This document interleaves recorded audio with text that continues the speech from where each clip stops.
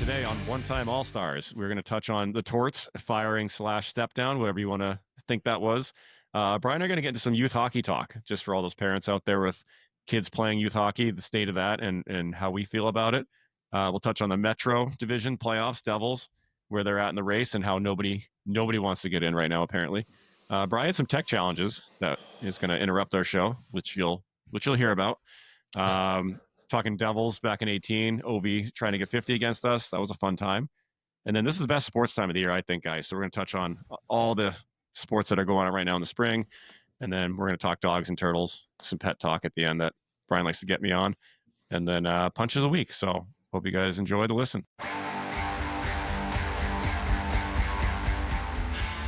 I spoke with Brian O'Hanley, former teammate of ours.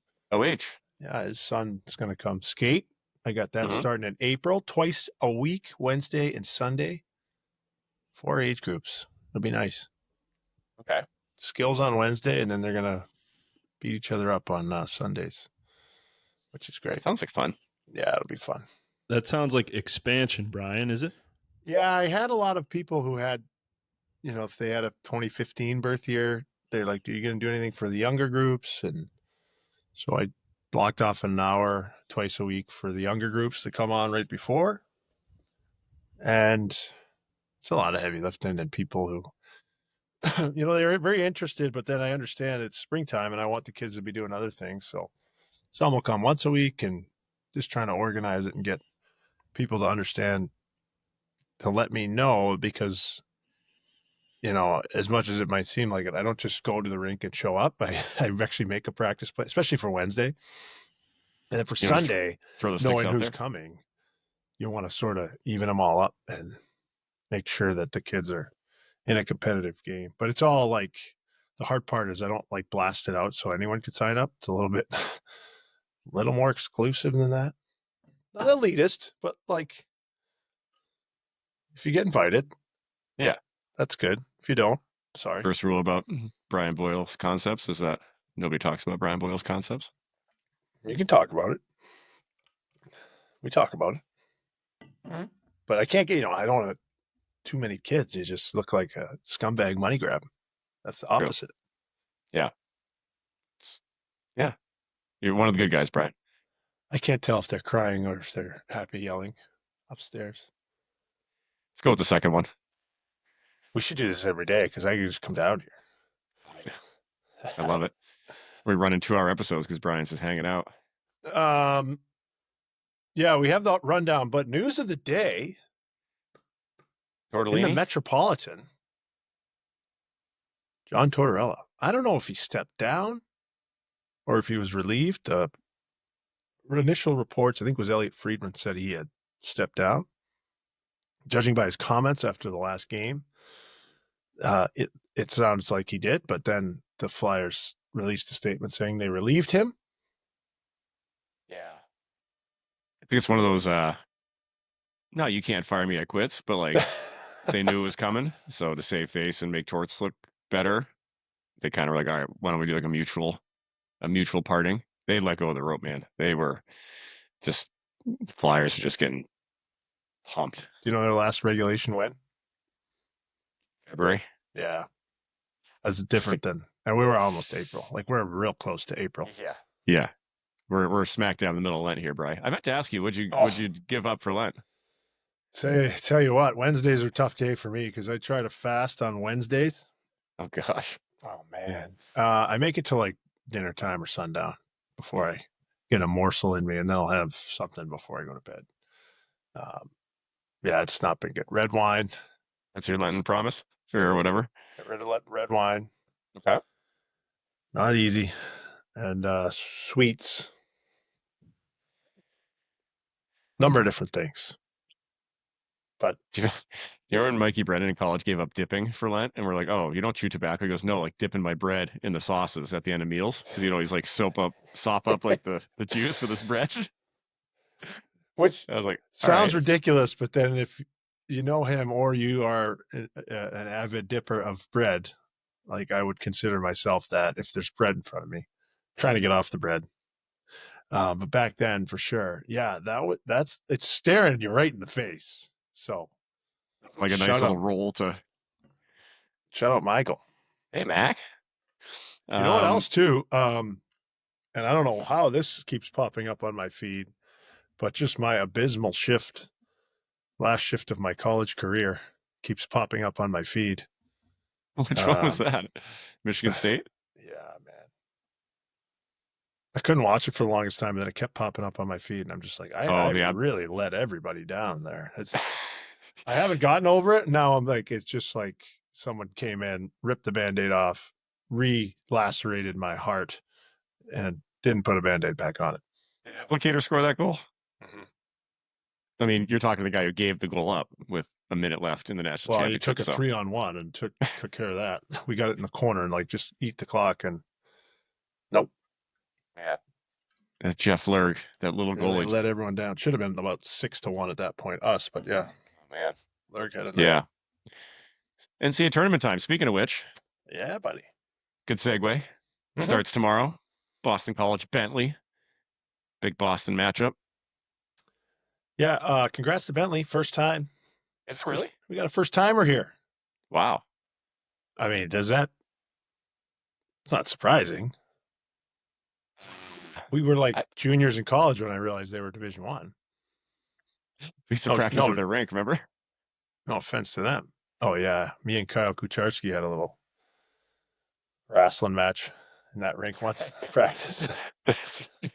That was the rink, that practice. And one of those practices, I was like struggling with my glove and everyone was just beating me high. And then Yorkie called everyone together, like at the other end of the rink for me and started whispering to all you guys. And I'm like, what the hell are they talking about? And the next drill, you guys were just feathering at my pads the entire time. I was like, did you just tell him not to shoot at my glove, coach? Like, what's happening? Baby sauce.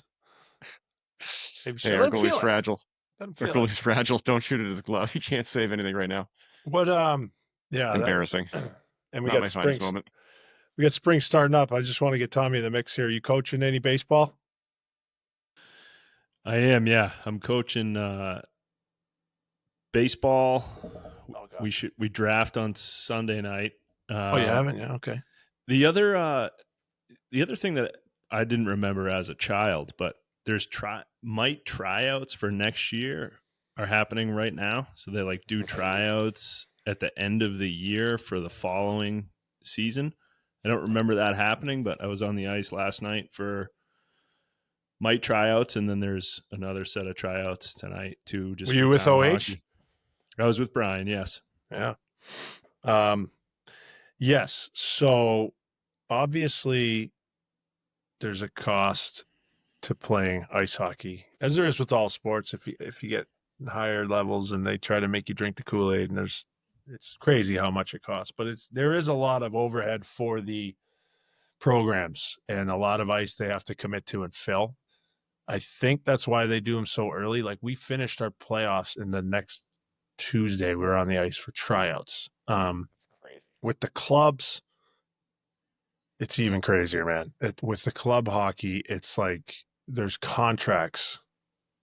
So the verbiage is like, we signed this guy, we signed that guy. Dude.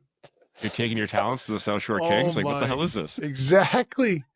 No way. And trust me, it's the same sort of, there's recruiting going on, 8, 9-year-olds, 7-year-olds. And it's very important as I've was told, and then I've come to understand, it's important at the younger age groups because generally you get a kid or a family and they're good players.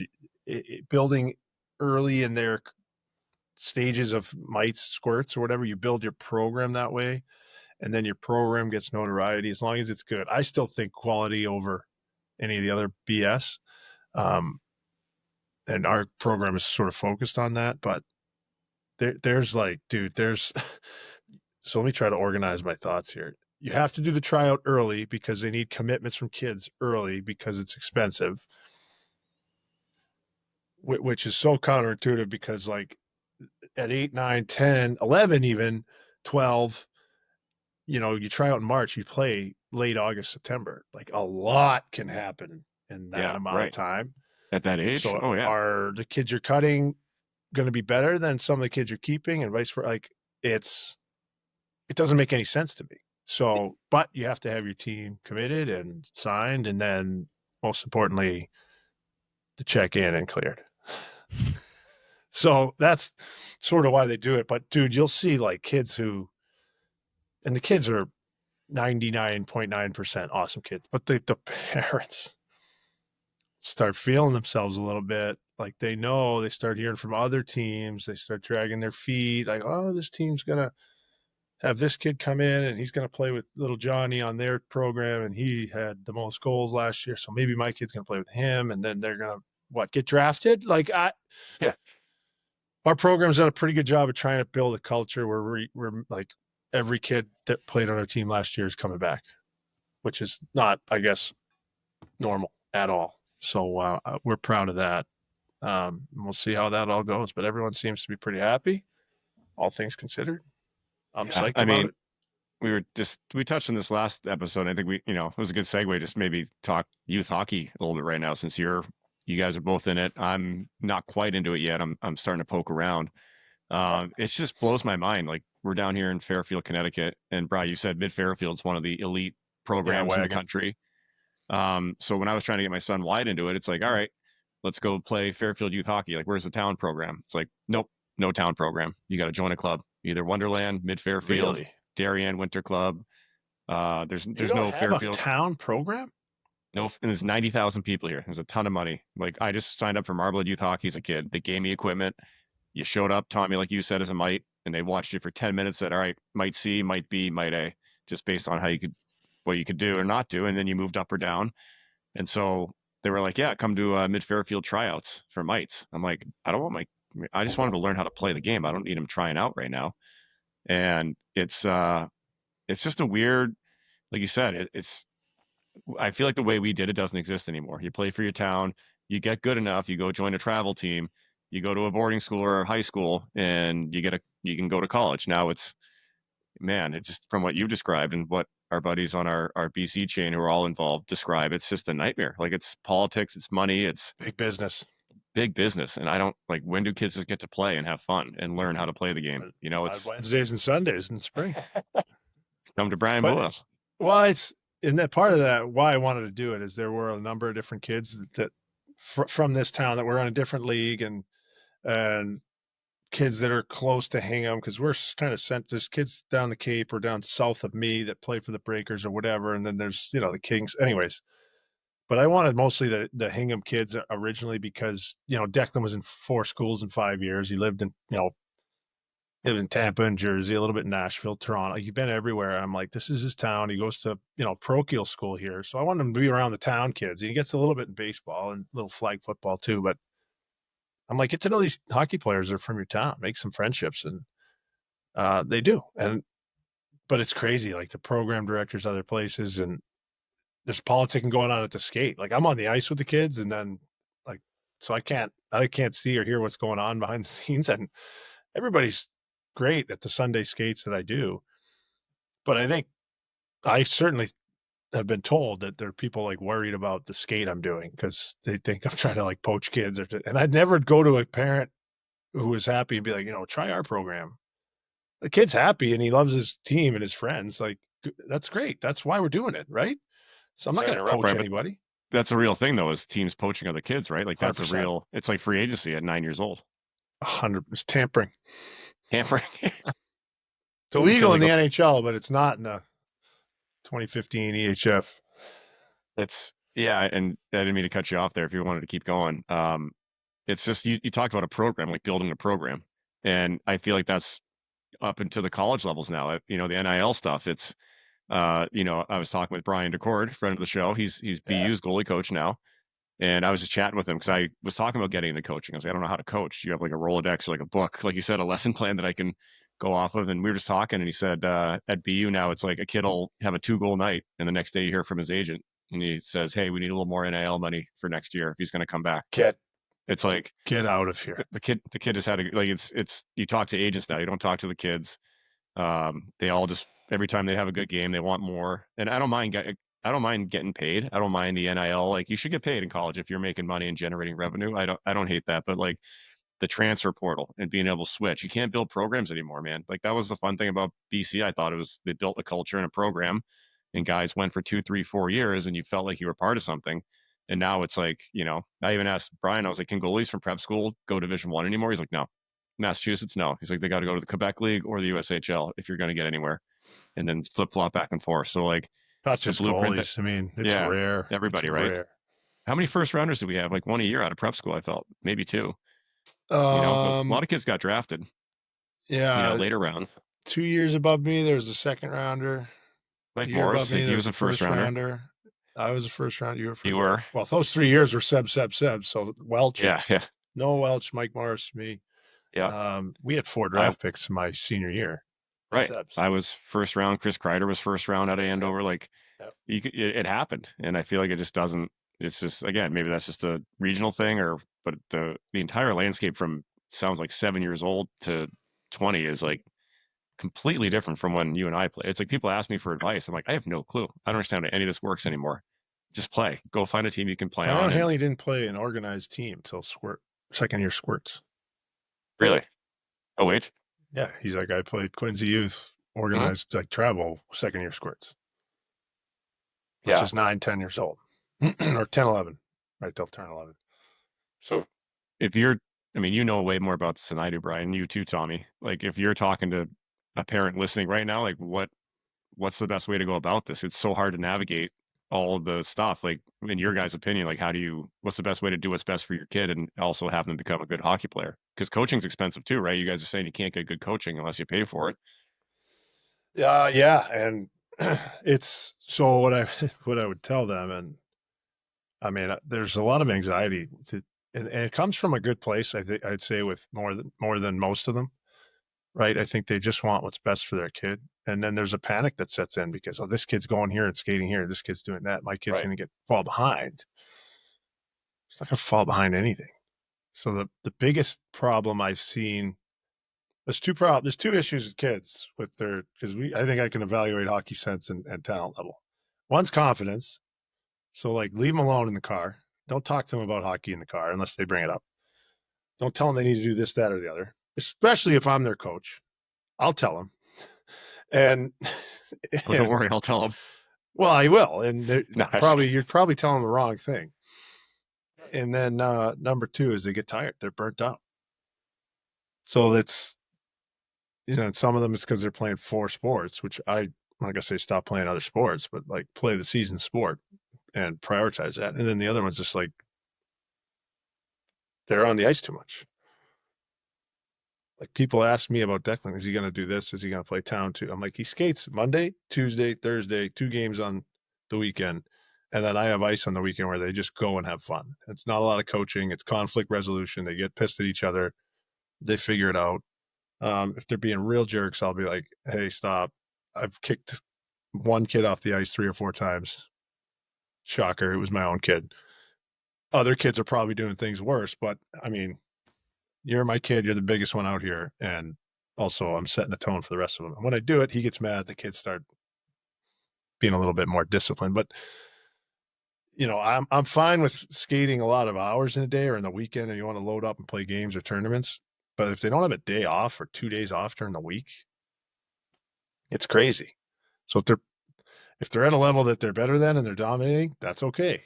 Like if they do that for 10 straight years and maybe you find a way to get them elevated. But if they're over their head and you get to put a sticker on your car that says they're on this elite team, well, whose ego are we serving here? Is the kid getting better or is he over his head, but you're on the elite team so you feel good as a parent? Those are issues, I think. If the kid's having fun and getting better and he likes his team and he works hard and he wants to go to the rink and he hates leaving the rink, those are the only thing that matter. Not how many tournaments you played in the summer, not how much money it is or who's calling you. It's just they play enough. And in the summer, take a break. Get off the ice for a couple of weeks. That sounds crazy to say that, but people won't get off the ice for more than 3-4 days. It's too much too, because sometimes I'm like, are we pushing our kids hard enough? Like, are we getting them involved in enough things? But then you're also like, yeah, just take a step back and just hang out. It's okay to just hang out and, we'll snap it around in the backyard or go play in the basement or, do other things. But and even it's a burnout for the parents. Like you guys are constantly driving to rinks and doing this and that. It's like, you guys got to keep your sanity too. But Yeah, Let me ask you a question. yeah. Did did you make it because your dad pushed you? Do you God know no, kids who made it who's because their dad pushed them? not off the top of my head. You know, my dad just always checked in every now and then and said, "Are you still having fun? Do you still like doing this? Like, we're not gonna because we don't want to do it if you don't want to do it." They're like, "Trust me, it's a big time expenditure for us. So if you're not, we'll do it if you're into it." And but they're like, That "If you don't want to do it, then what are we doing here?" that boat's just collecting algae right now. We could be we could be Exactly. that sun We is could be shining. buzzing around Maplehead Harbor, kid. Yeah, so they were into sports, but they weren't big athletes themselves. So, and it was great. My dad and mom learned about the game. They figured it out, but they never, told me what to do or how to do it for the most part. They could share thoughts here and there, but it was never, getting lectured or, hey, you did Yeah. this wrong, you did that wrong. It was, which, it was always a good conversation, whether I wanted to hear it or not. And then you look at some other parents or kids and you're like, geez, like pretty lucky that, our parents were mostly hands off while being hands on, right? Because somebody's got to get you there and watch and, they're invested too. I think that's part of it too, Bryce, Mhm. because the parents spend all this time and money, they feel like it's their investment, not the kid's investment, like I'm investing Yeah. all this into my Yeah. kid. I need a return. I need to get something out of this. It's like the wrong way to go about it because it's the kid who's putting the investment in. So I think parents sort of get a little confused as to who this is about. So, Yeah, the kid for doesn't owe you anything. It's your job right, as a parent. right, And I mean, I had the greatest example ever of that when, I'd go to tournaments with my dad and my mom and everyone else would stay home, which to just this Animal day is a House. complete psycho move. But apparently, he understood that I was a little bit different in my mindset and what I wanted to do. I was obsessed. So, you know, I just have, I'm a firm believer in that.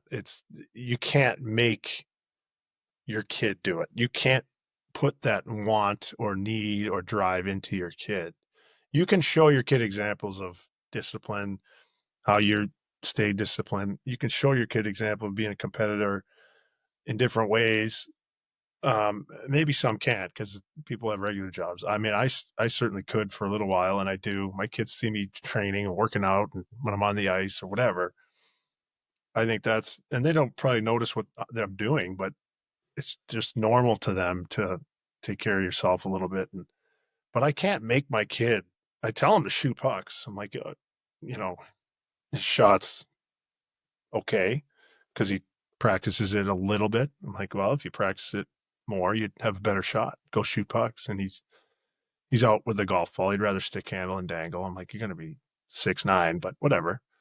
Do what you like. If he's out there, it's still better than nothing. And I'm not gonna be like, you have to shoot 100 pucks every day. I tell him he should, like once a month, but it's got to be up to him because I can't hold his hand and make him do anything. And parents sometimes think like, well, if I push him now and then he understands, it's like, well, yeah, or he might just hate it entirely. Go the other way real quick. You need a self-starting kid who's like, this is what I'm going to do, and I love to do it. And when it gets hard, how does he react?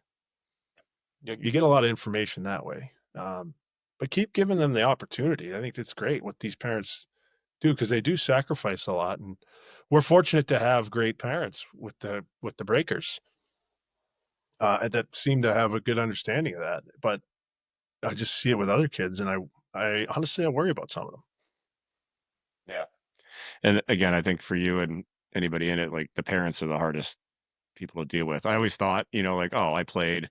There's nothing anybody can tell me about it. Not that I know everything, but I also don't need to placate all the parents and, just coach what you know. And you have a wealth of experience at the highest level. So what are they going to tell me? Like, I don't care if you're pissed or if you're disagree with it. Like, this is how it's going to go. But I feel like even that, it's not enough. They still will tell you what they think and tell you how to do it. And, uh, make Yeah, sure that you hear their 2 cents, like, regardless of your pedigree and what you've done.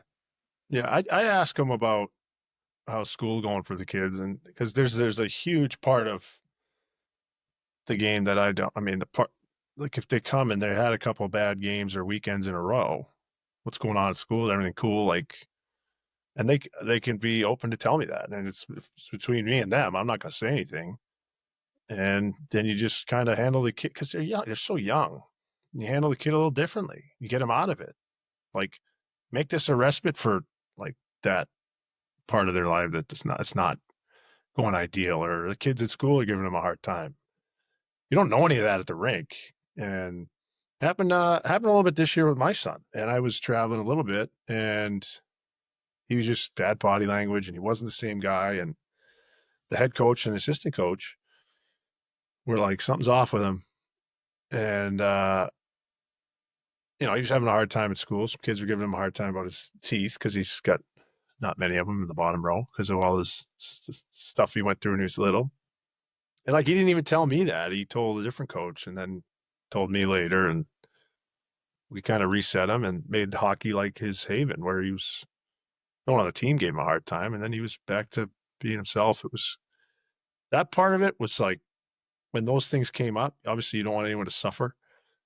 Well, if you could be a part of like helping them through that, man, it's so rewarding. And again, our parents on our team that we have, part of the reason we're bringing everyone back too is just they're wonderful people. So it gives me hope for the future of it, and hopefully we can make that the norm. Like, don't be that guy, sort of thing. Yeah. Right. And hopefully they stick out, because for a little while it was that one parent growing up, and now it's more of those people than it is of the regular people. And Right. hopefully Yeah, we're yeah. bringing that pendulum back. Well, it's a good point, Brian, 'cause we're not immune to it at any age either. I remember when I transferred to Phillips Academy, I went to Marblehead High my freshman year. All my friends, my brother was there, like perfectly comfortable. And then, I had to go play a better level of hockey if I wanted to continue. So I applied to a bunch of Did you schools, give up got a in. goal at Marblehead even? I had to split with a junior. Shout out Joe Christensen, Joe C. Yeah, I played 10 games my freshman year. We only played 20, so I split. How many goals did you give up? Do you know? More than you'd think. We were 11? like the plucky underdogs in Marblehead. We weren't a powerhouse like We Danvers. beat you 10-0, and then you came, and it was a 1-0 game. I think you guys had a half a shot on goal. It was about right. Incredible. I'm like, who is this guy? He's an octopus. Who's The this goofy magicians. redhead? The magicians. No, the headers. The headers for hockey. Stop it, Tommy. Stop. Not going back there.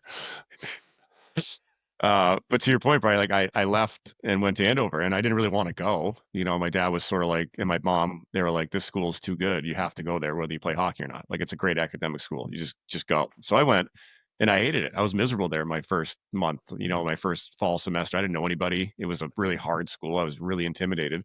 And then hockey started, and that was like my superpower, like that, where I was comfortable and I got confidence. Like, nobody knew who I was. I didn't want to talk to anybody. Like, I was super shy, and then all of a sudden hockey started, and I played well and fit in, and it was like like you said, like my haven, where I finally gained some confidence and stopped walking around with my head down everywhere on campus, trying to avoid eye contact with people. And it kind of brought me out of my shell. Like, it was, again, it made me feel good about myself, and it was like a safe space where I just knew I could do it and I was good at it. And it helped me in every other aspect of school. I've been more confident in the classroom, more confident in the dorms, meeting friends, talking to people. So, it's not just kids. Like, it's even as you grow up into high school and college, Mhm. like it gives you that boost, and not just hockey or sports, but whatever your thing is, whatever your activity or whatever passion you have, like, it can really change your whole mindset. So yeah, I mean, it's a great thing. And it's funny, Declan will talk to the other coach, but not you, because you're his dad, right? And it's like, sometimes they're the last person you tell, but at least he has somebody to go talk Yeah. to, or open up to about, because that's important. Yeah. Anyways. Well, and it just got me thinking, even the guys who retire, you have a great career and you retire. Now that's still taken away from you. And Yeah. all roads lead to beer league. So regardless of how, because you had that success at Andover, and then you were a first round pick, and then you came to BC, and you were never a jerk. You never were like, oh, I'm this now, so I'm cooler than you guys. Probably because you never wanted to make anyone feel like you probably felt your first month at Andover. Like, you didn't want to, you're just a good person, and you had other interests. But, the guys who are so committed to hockey and so like, this is my identity, and then they make it because they've been pushed or whatever. Those few guys that might have been pushed and that's all they knew. Well, eventually it's going to end. What else are you? Yeah. So it's a great tool. It's a great game. It's the best game there is. Played them all. And it's a wonderful, wonderful thing when the community gets together. I've been through it where when you're down, they pick you up. But there are some issues with it that hopefully we can, more voices are talking about it. The Rink Shrinks, I think, do a great job. Brian Yandel and Mike Motto, they talk about a lot of this stuff a lot of the time. Hopefully it just becomes a norm to weed out those sort of bad apples that are in it for the wrong reasons and make it about kids getting better and working hard, discipline, and overcoming things. It's a great, it mirrors life in a lot of ways, the game.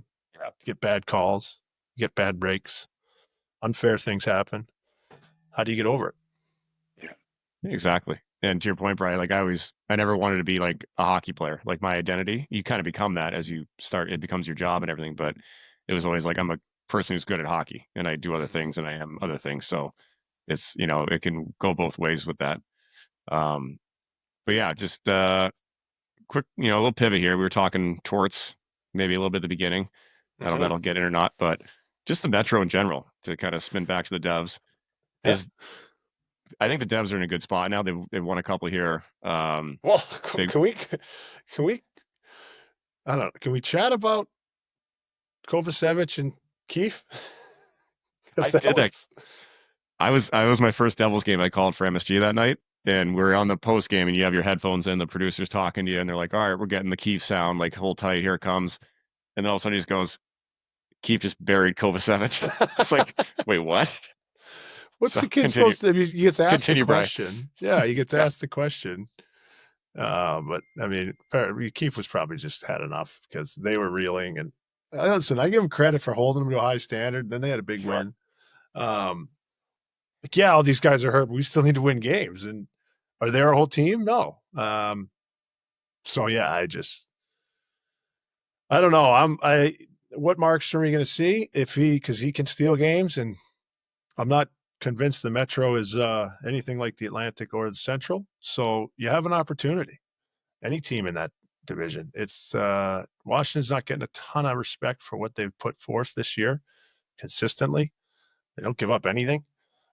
And obviously the Ovi chase, but that Metro, you get hot at the right time. Which the bottom of it is, I mean, again, I buried the Islanders 15 times this year, and then they go on a 4-game winning streak. So it happens every time. But they lost, I think, last game. They did. That was a big one. They had to win that one against Vancouver. I was going to say, Brad, does anybody want the second wild card?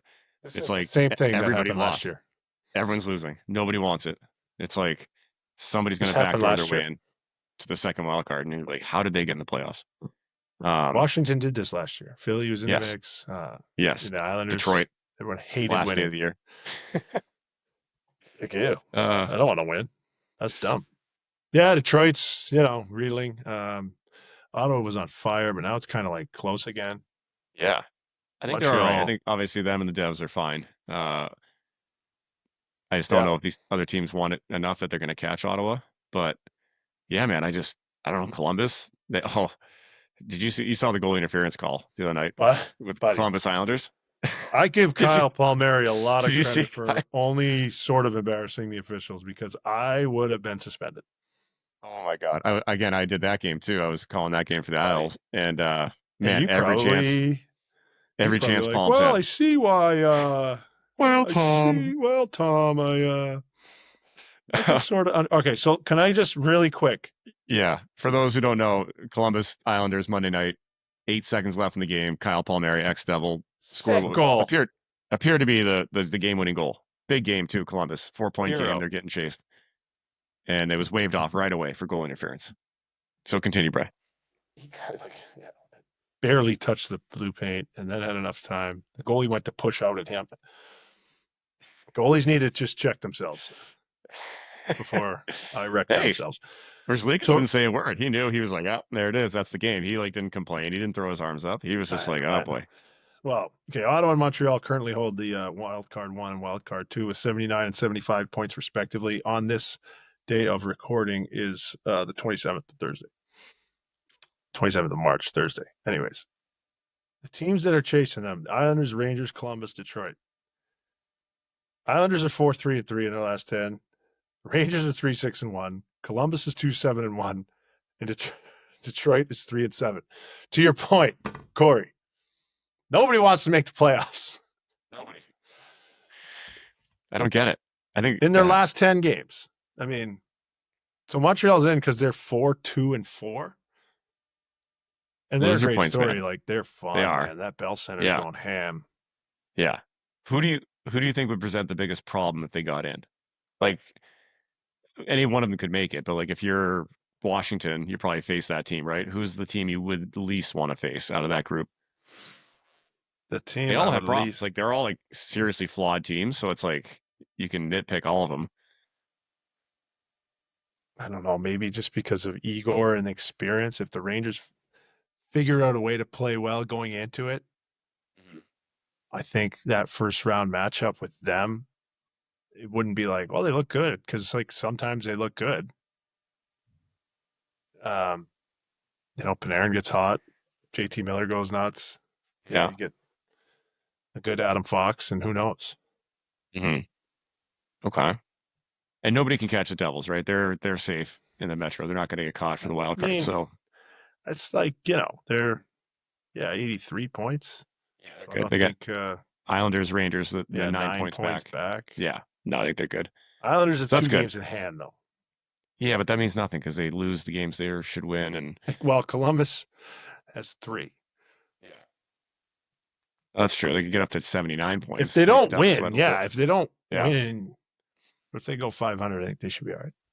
But the Columbus just lost 6 in a row until they stole that game against the Island. Like they're not a real threat to rip off 3 in a row.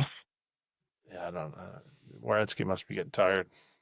Dude, he played like 32 minutes the other night. It was like, honest to God, he just never left the ice. This kid's a freak.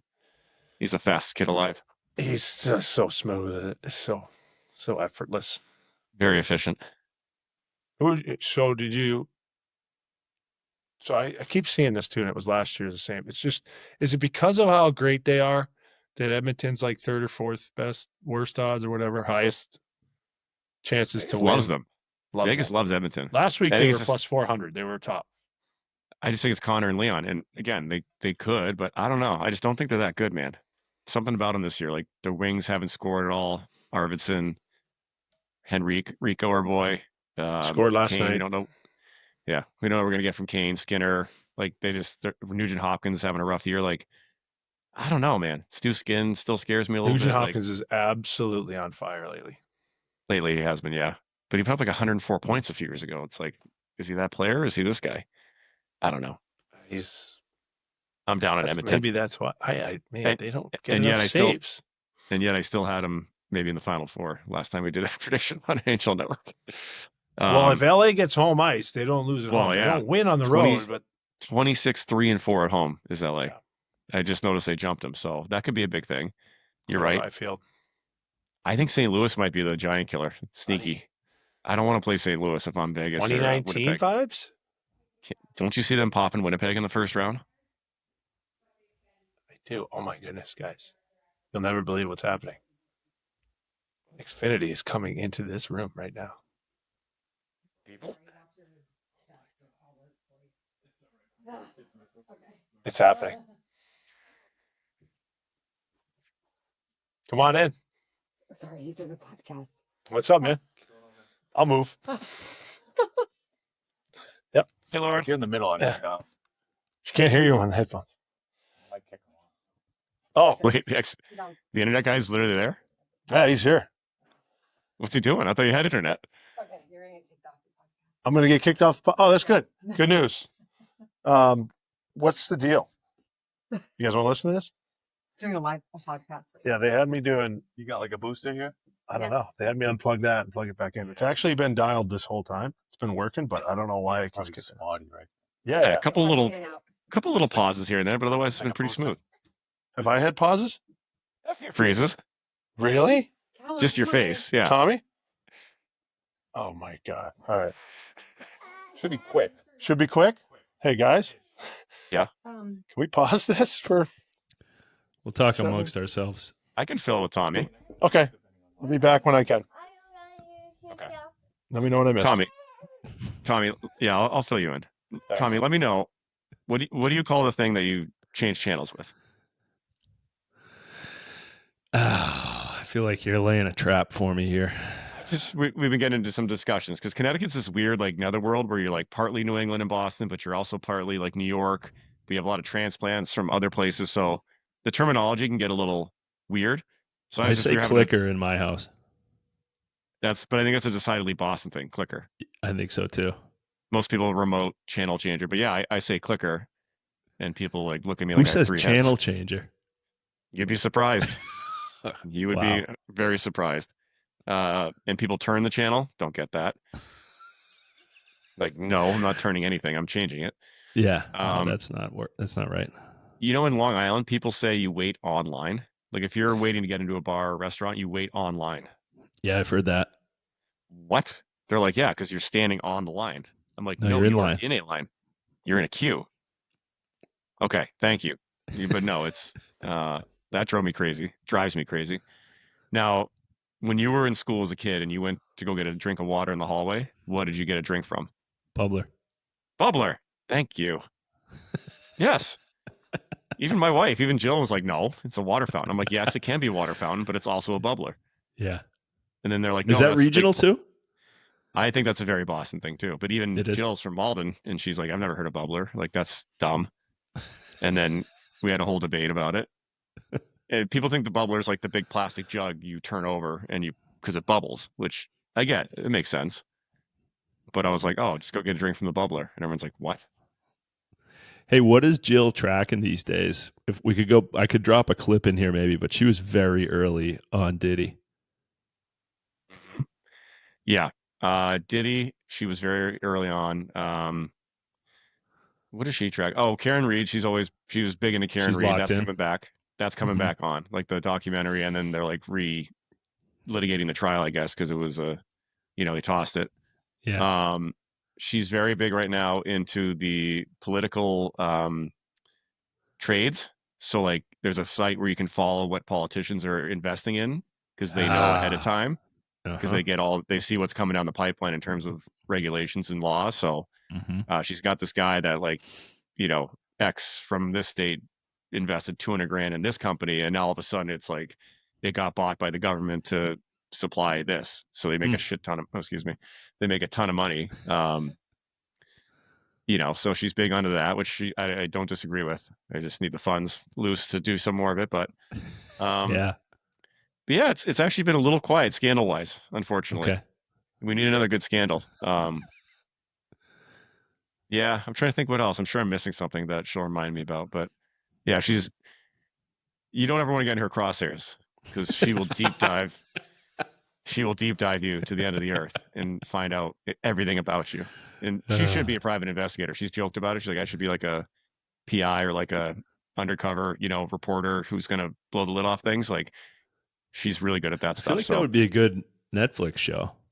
Right? Woman who's super interested in rescuing pets, is the Mhm. wife of an NHL goaltender, but Mhm. in behind the scenes has just been sharpening her skills the whole time. Oh yeah, I think we Yeah. got something there. there is something there. But yeah, that's a good question. Yeah, she's kind of in between projects right now in terms of the deep dives. But yeah, the Diddy stuff, way ahead of Diddy.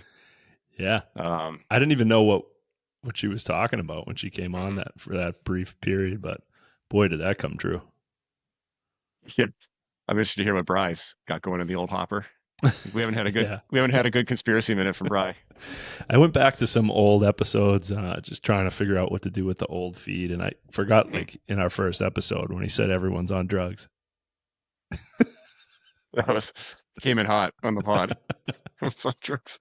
Everyone's ripping Everyone's from their on pens. drugs. Everyone's on drugs. The story about the Verizon kid. Oh, this is great.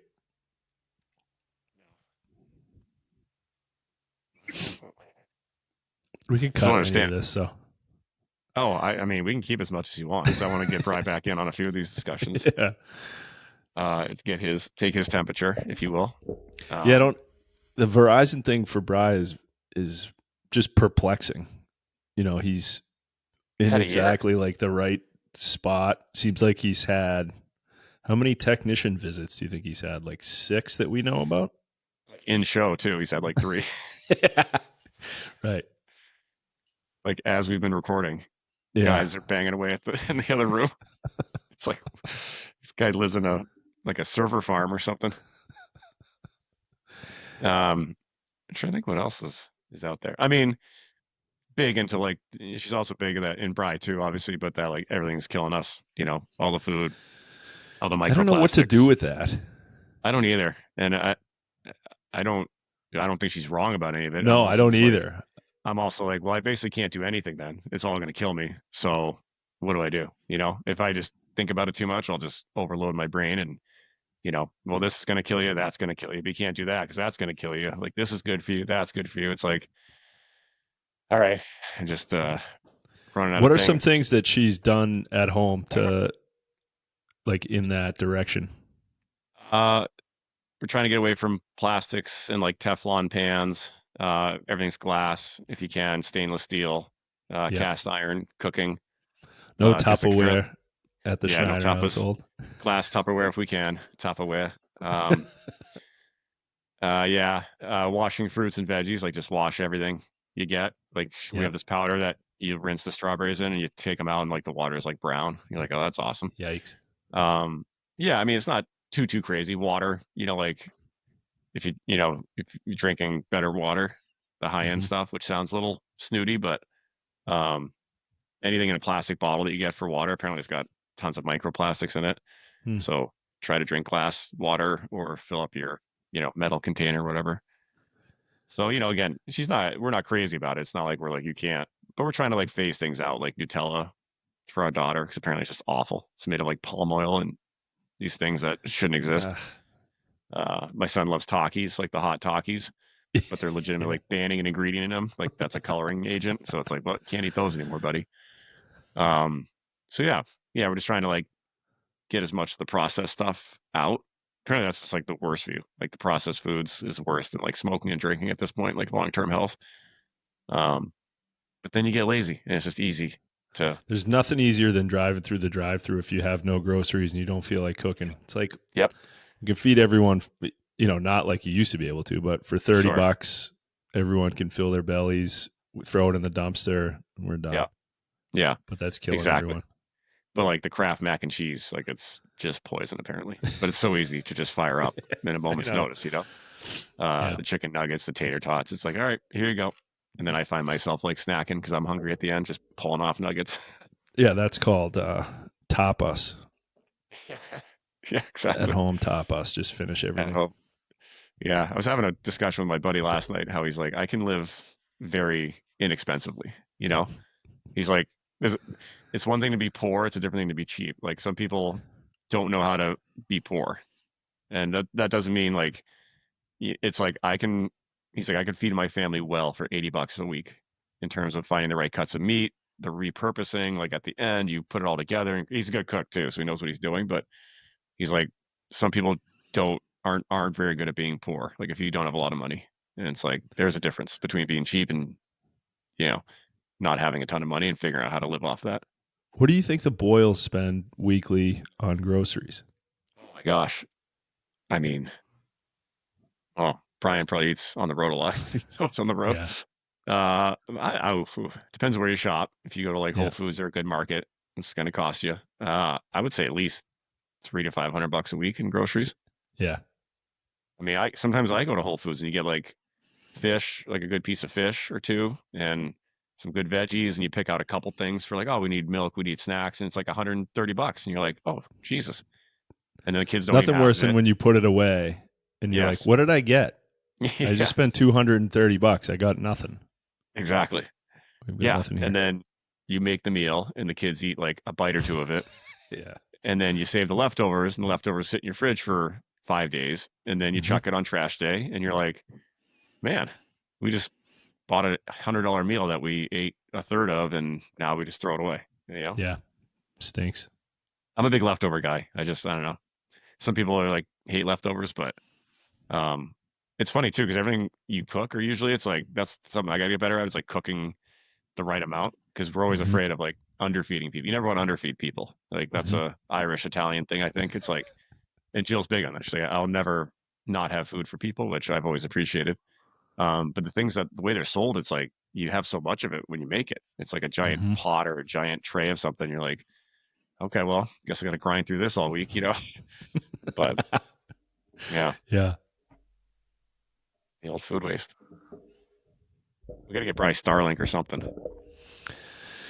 I was wondering if we'd hear from him on the text first. Oh yeah, anything? He gone. Well, just me and you now, Tommy. Our podcast. Sorry, Bray. You're out. No internet, no pod. The youth hockey stuff, it's like, it's kind of scary if you don't like subscribe to that stuff. Like, I have more questions for Brian. I think we could do like, Oh yeah, we could do a long story about this with some like investigation. But my guess is Yeah. that the second that they open the door to private equity and business people, there's no way you're going to get that toothpaste back in the tube. There's no way. You can't undo any of this. So it's like, how do you sanely exist in an ecosystem that looks like this? Because I think it's never going to go back to how it was. no, But like last night, we had our first set of tryouts. My son Jake is he's going to be like a perfect B. He's going to be a B player, and Yeah. they have like callbacks tonight, and they divided the kids. And the second hour is like all the best players, and I have people like texting me to see if I knew that my kid was going to be in the first hour. I was like, yeah, it's fine. right? They're like, you want me to like reach out to so and so? I'm like, definitely not. Absolutely not. Yeah, no, he's going to be a B. Like, however we get there Well, is totally fine. And as long as they let me at least help out, Mhm. that's yeah. that's fine. I mean, the coaching thing is tough though, because I happen to think that I'm very good at coaching the youngest kids, like the kids brand new to the game. Yeah. And we're lucky in the town that Jake plays in, that Brian lives in too. Like, there's tons of really high level ex D1 pro Seems like they're guys, everywhere. Yeah. but like, not all those guys can teach 7-year-olds. No, it's a skill to be able to relate and like understand a 7-year-old. It's definitely, Yeah. you can't just tell them what to do. It's like you have to be fun, you have to be like open, you have to speak at their level and understand kind of how to reach them, because otherwise they just ignore you. Yeah, I've had to tell people to like not yell certain things like while we're trying to play. Like, you don't always want 2 hands on your stick, guys. Right. It's like 2 hands on. It's like, no. I just finished telling him Yeah. that like 1 hand most times Right. is like how you want to play ice hockey. Like, you Yeah. don't skate around like this. Mhm. So I think It's that like on the power play and the crowd's yelling shoot all the time. You're like, yeah, well, no kidding, but you're not maybe it's not the best helping time to shoot. here. Yeah. Oh Yeah, man. and I think it's the other thing about like the business people getting involved, like whether they did this intentionally or not, the kids that come back to town tryouts with their cool gloves and pants and stuff, the little kids notice that. And my kid is like, how come I don't have pants like that? And I'm like, I wish you didn't notice that. We're fine where we are at the moment, and Right. it's going to be hard to like say no to if the kids are like, hey, I want to go play for this team. I think it's going to be hard to say you can't, because Oh. we believe in this method of development. I don't think any 8-year-old's going to want to hear that. My buddies play there though, and they have the cool colors. Mm-hmm. Exactly. Yeah. It's tricky because you want them at the right level, like you said. Like, you don't want your kid on a team where he's in over his head and he's not playing, or he's getting run out of the rink because he's not at that level, and then he gets down on himself. So, and that's the thing too. I know we've talked about. It's like, just play. You got to find your level and just keep playing. That's how you get better. You're not going to get better sitting on the bench on an elite team that you can't touch the ice because you're one of the 3 worst players in the team. Especially as goalies too. It's like, for me, I played for the worst teams. Not the worst teams, but I played for like average teams where I'd see 40, 50 shots a night and not 10 or 12. So yeah, it's just, and the parents have to understand that, like, what's best for my kid, not who's the best team, and he's got to be on there.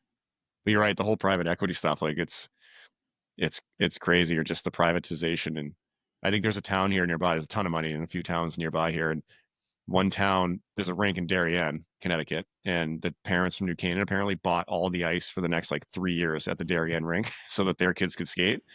And now the Darien kids have to go to like Stamford to skate because their ice is all booked up from the town next over, bought all of it because they have the money to. It's like, Jesus. That's wild. Hey, I'm back. As you were jumping off, I was talking to Tommy real quick. What do you call the thing you change a channel with? Clicker. Yeah, clicker, right? Where when you were a kid in elementary school and you went to go get a drink in the hallway, would you go? You went to get a drink from the. Some people said bubbler, but I was water fountain. But you do acknowledge that bubbler is an acceptable nomenclature. If you said bubbler, I'd be like, yeah, I know what he's talking about. You knew exactly what I'm talking about. I feel you. Okay, all right. I believe. Thank you. I feel vindicated. It is now snowing. No, stop it. It's snowing. Where are you? The North Pole? Hingham. It's legit snowing outside. First of all, what are we doing? Actually, I may say this for Punch of the Week, so I won't say it now, unless you want to do that right now. I really apologize for that, guys. It's okay. I hope you chirped me a lot like I did you last week, 2 weeks ago. No, playing off what you said earlier, Brian, I'm a nice guy, so I just left you. You are a nice guy. What is happening? Well, I also had to put the twins to bed because they were getting involved with the Xfinity technician. So wait, you've had a year to sort this out. Why is there still a technician at your house? So we got it hardwired, and there's a booster, and the booster, apparently we're running like 12 lines of cable boxes when we only have 4, which we discovered today that we have 4. We thought we had 3. Apparently we have cable in the basement. Still have cable. That's fun. He goes, you could hardwire the Pentagon if you have a booster. It kind of glitches here and there. And I'm like, well, he's like, the shelf life's short. I'm like, 3-4 months short? And he goes, no, it should last 5 to 7 years. But anyways, I didn't understand it. He just said, a long way of saying, I'll have you fixed in 20 minutes. I said, okay. Yeah, check the rotor girders and the sprockets. And For the end line. Yeah. In the end line, yeah. Okay. Our car almost legit died yesterday. We have a Wagoneer that's like 2 years old, and we were taking Wyatt to lacrosse, and literally I was flooring it, and the car was going 18 miles an hour. And I'm like, this is not good. And the check engine light's coming on. So I brought it in yesterday, and then the guy texted me, and Jill took like a sip of Gatorade. I was like, yeah, I said there's something wrong with like the drive crankshaft, and she just spit it out. She's like, there's no way that's real. She's like, yeah, the sensor on the drive crankshaft is going haywire. And she just spit out her Gatorade. I was like, what? Shout out Douglas Murray. A lot of people have had issues with their transmissions in the Wagoneers because I mean Lauren has one too, and she does, yeah. Geez, when they're dialed in, they're fantastic. Oh my God, what a great sounding engine! And the Hurricane twin turbos. Oh boy, I'm like I need the V8. They're like, trust me, and yeah, I think I have the twin turbo too. They're not bad, not crazy. I get the price, gas mileage. Apparently, they break a lot. That's not good to hear because yeah, I have the whole platinum coverage package apparently, so I think I'm good for now. But you do get the gas mileage of like an Amazon delivery truck, though. That's the only downside. So I get about it's 12 miles to the gallon around town. A long time, so it's the same as all the rest of them. All V8s for me. Yeah. I gotta get a truck. I know. I'm working on it. Let's get a sponsorship here, so I don't care what kind of truck, just a truck. Jeep, Dodge, Ram, New Jersey. It'll be a Chevy. Chevy guy. They tend not to break. Drove my Chevy to the levee, but the levee was brah. Yeah. All right. What else we got here? I'm a little disoriented. Yeah, we were talking Metro. We talked playoffs, so nobody wants it. What else were we talking about? Nobody does want it. Any takes contract. Yeah, I mean, this is the fun time of the year, man. This is like, it's as a fan, like the weather's getting nice. Playoffs are coming. Yep. As like a player, was this like, did this give you a boost the last 10 games, or was it stressful getting in? No, it wasn't stressful. Didn't matter. You got to win, and then you win. It was the best. You could do anything. You didn't like pain. It didn't hurt as much. Like the bumps and bruises went away until the days between games where they came back worse. But it was the best. This is so much fun. Playing in warm weather is the greatest. And you played in some warm weather spots too, like Tampa, LA. Yeah, but when you earn that Nashville. warm weather for like winning, Yeah. you know, oh, go to the rink, you're sweating in your suit. You're in your suit for 12 minutes, but you need to dry clean it. It's the greatest. I know we've talked about it a little bit, I think, before, but like for fans, as a player, did you ever look at the standings if you knew you're going to get in the playoffs and you started thinking like, all right, do we want to play that team? Would we rather play this team? Like, I know you can't really control it, but at some points, though, you know that you match up better with certain teams than others, right? Yeah, but then I remember it going both ways. Like some teams in the playoffs were like, what just happened? Like in Nashville, we had Dallas and we beat. Did we beat Dallas with Nashville? I just never had an issue with Dallas. And we Yeah. get them with Nashville. I'm like, why can't we do anything?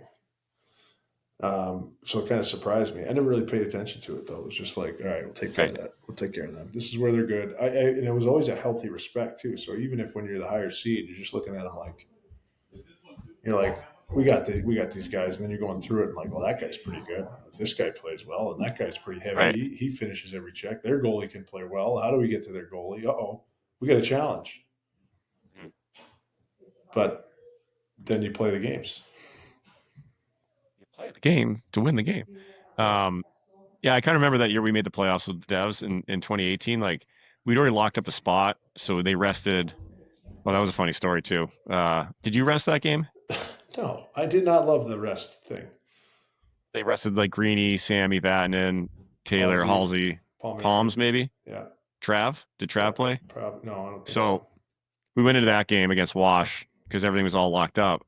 But like if we'd won that game, we would have played Wash instead of Tampa in the first round. So like I don't know if it would have mattered, but Tampa was a wagon that year. And I'm pretty sure well, Washington won it that year. Columbus like had him. Remember that? Columbus had him down 2-0 and like was about to win game 3, and then Wash somehow won that game and stormed back to go win the Stanley Cup. But like maybe we would have matched up better than Wash. They were only 8 points better than we were versus, I'm looking at now 16 points with Tampa. So that one I was always thought about, like, would we have been better suited to play Washington? What's that? Do you remember that game? I very well remember that game, yeah, because I got thrown in there, missing half our lineup. Yeah. And OV was 3 away from 50. He's at 47 goals. And he's stretching at the red line, looking at me going, hey, give me 50. I need 3 tonight. Give me 50. And I was like, I'm kind of playing for my job here. I'd kind of lost the net to Keith. I was like, I kind of need to play well tonight, OV. Sorry. And you did, because we got caved that whole game.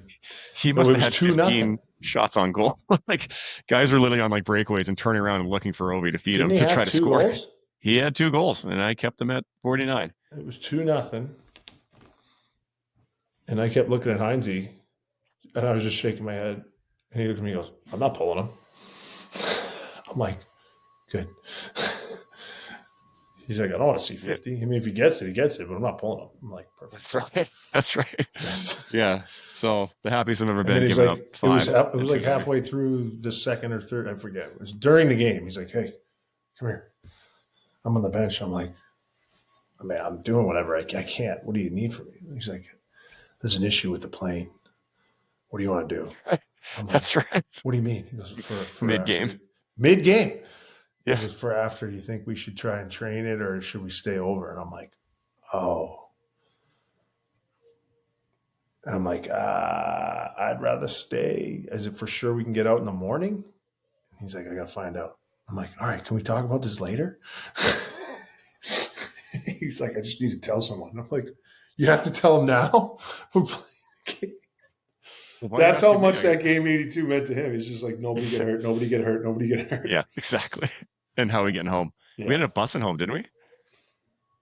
I don't even remember. I'm pretty sure we took 2 buses home from DC that night. I definitely have bus back from DC once with Jersey. What a nightmare that is. Because we had a plane issue or something. That was a sneaky worst road trip to Washington. Like, you fly into Dulles. It's a 40-minute flight. You land in Dulles, and it's like an hour and a half to get in the city. Yeah, because it's outside the city, and there's always traffic. So, like, we may as well have bus sometimes. So, like, you're always in and out, but it's like the drive-in takes twice as long as the actual flight down to DC. I don't know. Yeah, never. What a sneaky least favorite road trip in the division. Yeah, well, we trained sometimes with Jersey. That was always pretty good. Did you guys get into The Swayman thing with Kemper? Not yet. We did not. Please take us there.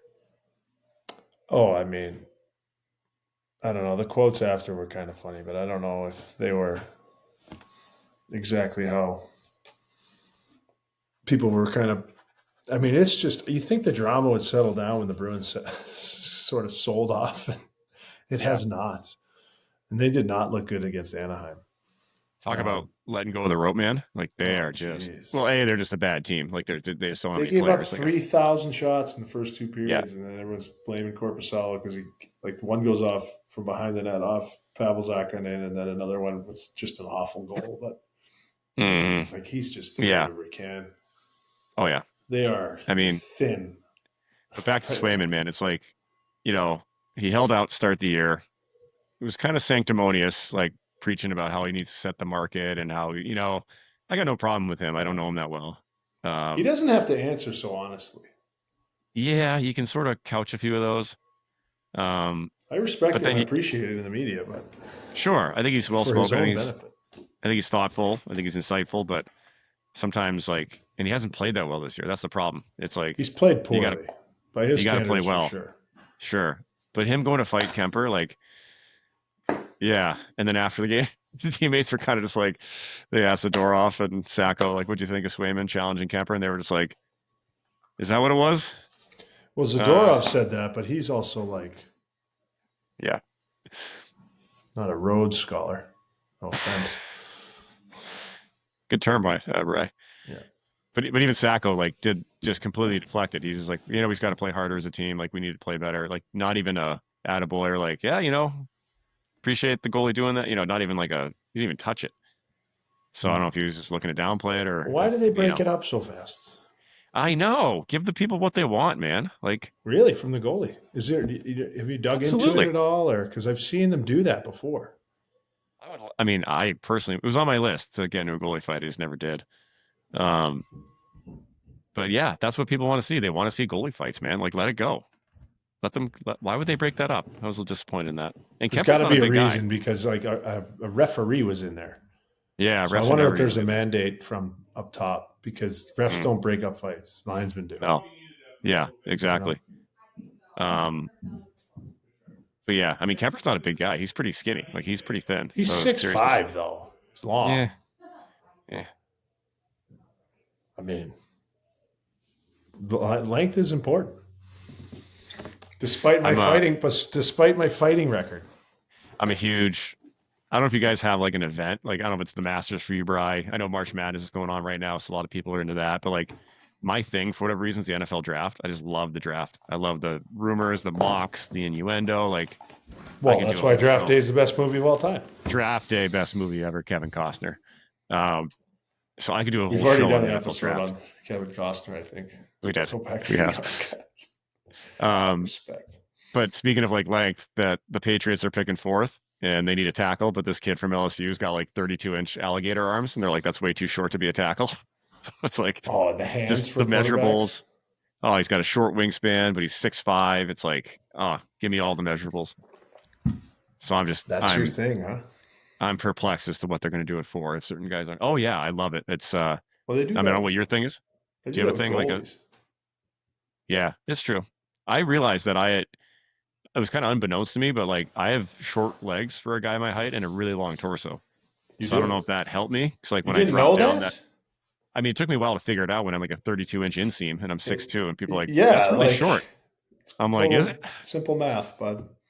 And then I kept getting my pads once they made the formula to like, you know, because goalies used to wear giant pads, right? You couldn't get them. I used to wear 36-inch pads plus 2 inches. I'd have a 2-inch riser on the top. And then when they came out the formula, I was a straight 36 inches. So I lost 2 inches off my pads. And I'm looking at like Jarl Halak's got like 38-inch pads and he's 5'10". And I'm 6'2". I'm like, what is going on here? And then they measured me and it's like, yeah, you kind of got short legs. I was like, do I? Have I been running around like a mascot this whole time? Like those guys who do like the hot dog race, like the tall bodies and the short little legs. Cartoon legs. You put Stammer's legs on you, you're my height. Stammer's got a little teeny torso.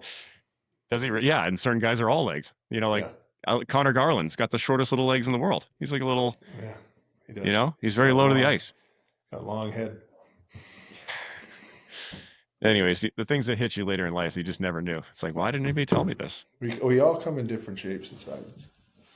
I still don't have full internet access. My buddy's wife is like a stylist, so she'll throw me clothes every now and then that she doesn't use. We're like, oh, you might like this. And she gave me a pair of jeans the other day. It was like a 34, 36. I was like, these are Send going it to my be way, bud. hanging off my feet. Like, I got to roll these up 6 inches to get them to fit. So I think people just assume I got long legs, but I'm Cory Little Legs. Oh, man. All right. So, wait, go ahead.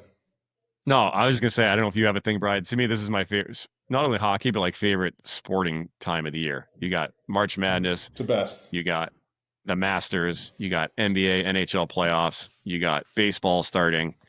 It's like, this is the sweet spot from like mid-March to the end of April is like first round of the playoffs, best hockey of the year. Like this next 6 weeks is Triple Crown. Thank you, I Brian. don't watch, but whatever's there.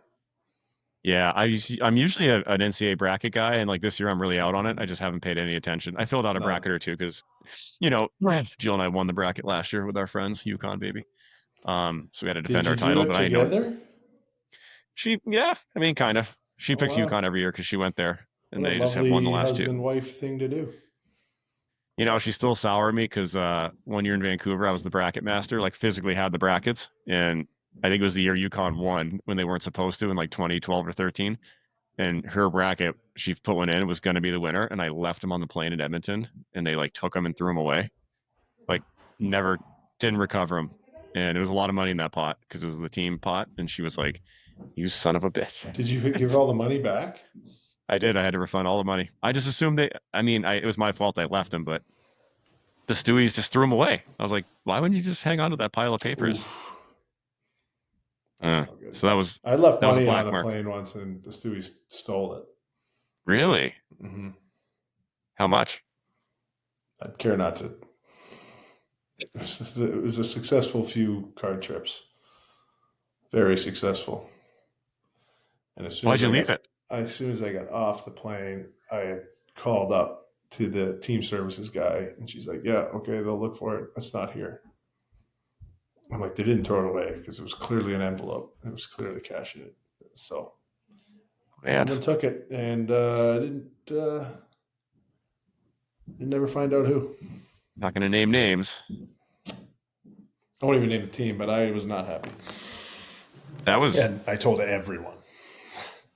You're telling us right now. They came for tips for the Stewies, and I said, no, they already got mine. It's amazing how many people you have to tip at the end of the year. Oh, that's something I wanted to get into. I don't know if we get into it now or another episode because we're kind of running long here with technical issues. That's all right. Tommy and I had a lovely discussion. Is like the whole tipping money on the board fine system. I feel like not everyone knows, at least fans hear about it, but they don't quite understand how that all works. Because I was just realizing how many people you got to tip at the end of the year. The stewardesses, parking. Some teams do valets or parking at the airport. Trainers, every team's got 6 trainers on each side, equipment and medical. Now they do, 3 strength coaches. It's like it's a lot of tips flying around at the end of the year. Yeah, and then if you live in an apartment with the doorman. Yep. Gotta tip him. I got a milkman, a garbage man here. A milkman? I got a milkman. Does he ride a horse with a wagon, like a covered wagon around town? Like what? Oh, it's 2025, drives truck. Who gets milk delivered? You just don't get it when you go to the grocery store? I do. No, I also do that. So why do you need both? Because on Mondays after a weekend, he comes in the morning. We got 2 gallons of milk and a gallon of chocolate milk and a dozen eggs. Right from the farm. You live in Hingham, right? I do. I mean, it sounds lovely. Do you like the glass bottles in the little tray? Yeah. Like he has. Yeah. He's got the white cap and the white shirt on. And no, it's like more gray and green. Beige. What's his name? That's a good question. Same guy. I should know his name. Does he make the milk or does he just deliver the milk? Well, I know the cows make the milk. He's got to go all over town. He can't be back at the farm milking cows. Who's he getting the milk? Drive. What farm are you getting it from? Is it like a specific farm? Yeah. What? Hornstruck. Tommy knows what I'm talking about. You're the odd man out on this one. Do you get milk delivered, Tommy? No, I don't. But I do know what he's talking about. One phone call, you could. get milk delivered, but then you also go to the store and get your own milk. Got 5 kids, Cor. I eat Weird, 4 actually, eggs a day. That's one thing we were speculating is how much the Boyle household grocery bill is a week. Because we were talking about the cost of food and like making stuff versus cooking stuff and Probably eating out. $1,500 A week? Yeah. I said 300 to 500. No, that's every time I'm there. No wonder you work 2 podcasts and 3 shows. My kids eat like I eat. They Yeah. eat eggs. They eat steak. The produce goes bad quick. I'm not giving them poison. Hey, we were talking about that too. And everyone's on drugs. We did revisit that from the first episode ever. I feel like they are. This is why I didn't go to Xfinity. The guy that came here, he's great. He seems dialed. I gotta turn the cable boxes. The guy was like, "So, try to sell me a phone case." I'm like, "Take these, take them off my bill." He literally went out back and was smoking drugs. I could see him. Chief, I know. he's rolling doobies in the back of the Verizon store. No, they have all this. What was I going to say to you? Oh, this is kind of a plug here, a promo. Jill's been getting these carnivore snacks, SANX. It's literally like pieces of steak, Perfect, just cut up, salted, and dried. It's like $20 to $30 a bag, but it is the best thing you'll ever eat. Have you had any of that yet? I haven't had it. No. Take a look. I'll send you the link. I just eat the next day. I'll send you the link. It's like eating dried strips of steak. Like the fat's in there. You get the marbling. It's so good. Your kids will crush it. They will. That's the thing. Like Cal. Yeah.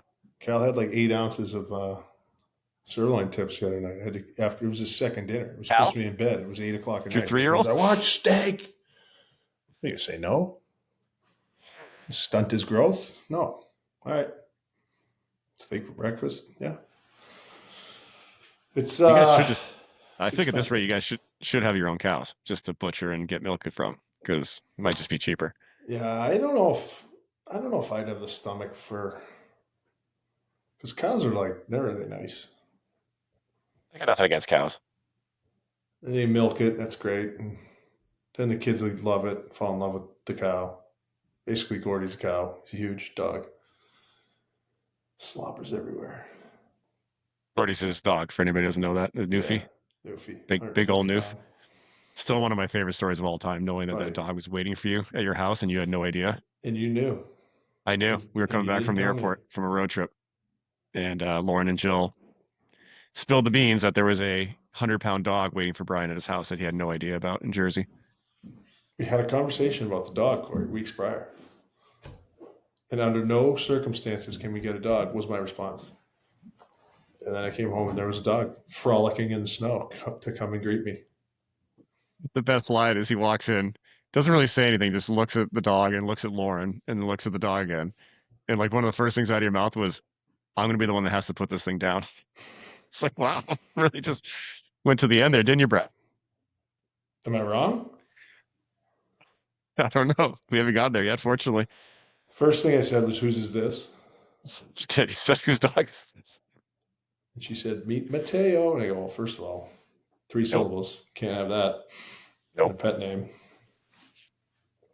We call him Gordy. I'm not happy. She complains about him every day now, and every day I remind her, shouldn't have got the dog. But I'm about. You have a farm at your house. I'm staring at my turtles right now with the fish. No, you don't have turtles. Huh? You don't have. We haven't talked about this? No. Yeah, buns and biscuits. Did we? We were at the lake last spring when we're not usually up there. He's joking. You stole them from the lake, from their natural ecosystem? Got a couple of red-eared sliders, Bri.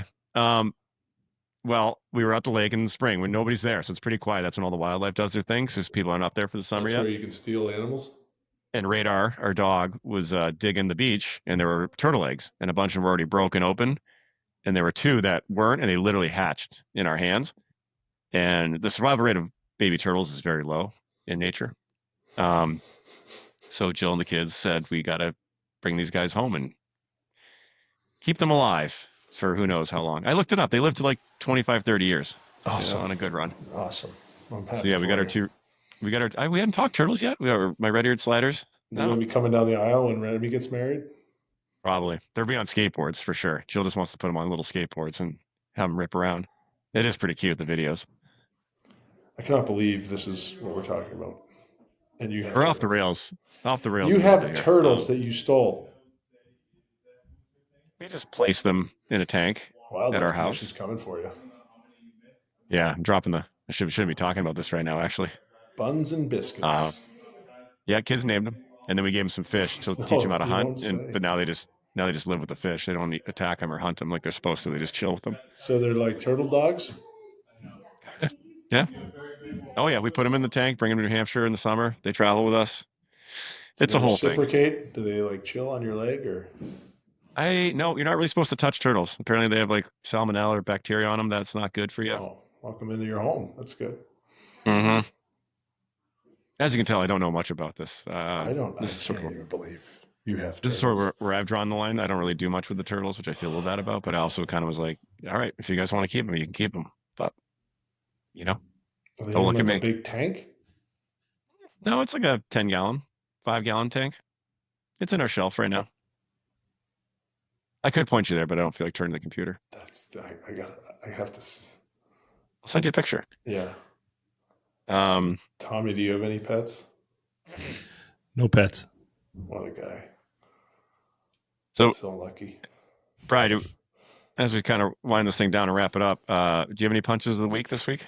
I mean, you for having turtles in your house? What? What are you doing? I mean, I don't know. Would you just let them die? Yeah. Wouldn't feel an ounce of anything. I just sent you guys a picture. They're turtles. Quite the setup. They're like bugs. You can't even see them. Yeah, they're in there somewhere. See on the top? Just floating on top? Left there. It's not. The light's not on right now. Usually we have the light on to give them like fake sunlight. UVs, hardens their shells. Oh, they drink Fiji. No, just kidding. What? You read a story about You read a story about Dings in Bahamas when he came out of the pool and rinsed his hair with Fiji water. That's pretty funny. Though. Yeah. My punch of the week this week goes to Major League Baseball. I don't get why we play baseball on March 27th. Like nobody in Japan. Nobody wants that, and it's like it's still March, man. Like it's 40 degrees at Fenway right now. I know they're playing in Texas. It snowed tonight. 1 minute ago here. Who wants to be in a baseball stadium in March? Not me. Not I. Like they should all go south and west for 2 weeks at least, and then come back. But like, why do we have to start in March? Can't it just be like an April thing? It's a nitpick thing, but it's supposed to be. It's too soon. Baseball too soon. Well, then hockey goes too late. Yeah, hockey goes way too late. Hockey should be done by June 1st. They should award the Stanley Cup in May. Definitely. 1,000%. Yeah, we should be starting the playoffs right now for hockey. Yeah, I'm not complaining much these days. No. Just grocery bills and milkmen? I mean, it's like the white Honda Civic hatchback again, every time. Cut me off for no reason. The guy's braking in front of me. Go ahead. You want to go in front of me to make my stop time shorter? Fine. I see you coming. You're terrible drivers, Hondas. Who's worse, Hondas or Subarus? Honda's pushing. Power rankings, Hondas, but overall body of work, it's definitely Subarus. My mother-in-law drives a Subaru. Shout out, Kath. Terrible driver. Kathy Connors is a saint, bro. She is. She is. She probably doesn't want to drive at night. Is it bad that I hate driving at night now too? Like my eyes at dusk, I can't. I also figured out too. Again, one of these realizations is that I have that Audi that Jill like wrapped and kind of blacked out, and it took me until like a little while ago to realize the headlights got a little blacked out too. So at night, my headlights are operating like 50%. Like I'm squinting down the road at night, like I can't see a thing. It's like, oh, my headlights are slightly tinted. Take your Blu-ray sunglasses off. My blue blockers? Yeah. The ones that wrap around to the side too. Do you sleep in those? No. Do you wear them every night? I had a pair. Huh? Do you still wear them? No. That was short-lived. I do the grounding sheets though. Do you ever do grounding sheets? No, but I go outside barefoot a lot. Get the sun on my face. I'm not buying something I can just go outside. In the winter, you go outside in your bare feet. Yeah, a lot of times. Not long. Are you living in like the 1800s? Like just No. barefoot Bry outside, getting milk delivered, eating steak and eggs. Like you're like a pioneer, I man. mean, I'm going to eat steak and eggs forever. Oh That's man, it. Fruit too. I like the fruit. yeah, gotta have the essentials. Bacon's good. Yeah, I go outside. What do you want from me? Oh, Everybody man. should go outside. I'm on this screen. I got to go outside. I agree. Well, having said that, Brian, we should probably wrap this one up. Yeah. Good I stuff, like that. though. Yeah. I hope we don't get discontinued already. Next time, what do you mean? They can't stop us. They cannot stop us. Next time we'll have a better idea of playoffs, and we'll give our predictions. How about that? Oh, yeah. So I can be wrong about everything. Yeah. Me too. Yeah, let's do it. Yeah, Expert, we'll be predictions that will Yes. do nothing. I'll get my crystal ball out. You know what my punch of the week is? Prop bets at the end of our show. I hate them, and I lose every time. That's my punch of the week. Yeah, you are not good at those. Well, now Brandon picks them now. He loses every one. Shout out Brandon. I got Research. Yeah, for those who don't know, we have to do fake bets at the end of our show on NHL Network, and it's fake money, but it's very competitive. And I hit two big ones in a row. I hit two like plus 800s in a row. So I went from like -6 to like plus 10 pretty quick. Then I've slowly just boop, boop, I haven't won boop. since 2024. Oof. Yeah. I won my last one actually, so I did get a plus 300 or 400 on that one. So I'm hot. Congratulations. I'm gonna ride the Tune snake. in to NHL Now to see the props at the end of the show, 7 p.m. I'm doing it tonight actually, so yeah, Are you really? I gotta go nice. soon. Yeah. Oh, say hi to Rupper. I was there last night. I will. All Oh, put hey, us together. I know they're keeping us. You got. It's like when you have Leon and Connor, you got to split them up on the line sometimes to That's balance it out. It's a good way to look Yeah, at it. yeah. Every now and then they'll load us up on that top line just to really deliver a banger of a show, but for the most part, they want to stagger us, just provide some depth. Yeah, I mean, well, you got a barn burner with Pitt and Buffalo to start. Ottawa, Detroit will be interesting. I hate looking at the slate and there's no good games on to talk about. Minnesota needs to beat Washington, but they've been crap at home all year, which is odd. Dallas and Calgary. Dallas coming off back-to-back. Oh, Calgary. All right. There you go. Kings Avs. That could be a good one. Yeah, Calgary needs it. They've been a good story. They are. And St. Louis is starting to run away with it there. So, yeah. Well, they got games in hand though. They could catch them. Yeah, just giving you material. I'm doing your job now.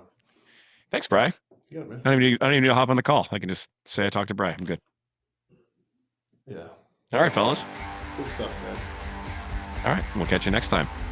See you on the flippy flip. See you flip side on the mid-inch. What's he saying? I love you, man. Catch you on the flip side of the mid-inch or whatever. Licks on the mid. Licks on the mid-inch. Yeah. Okay. See you later, Jobin. Jobin.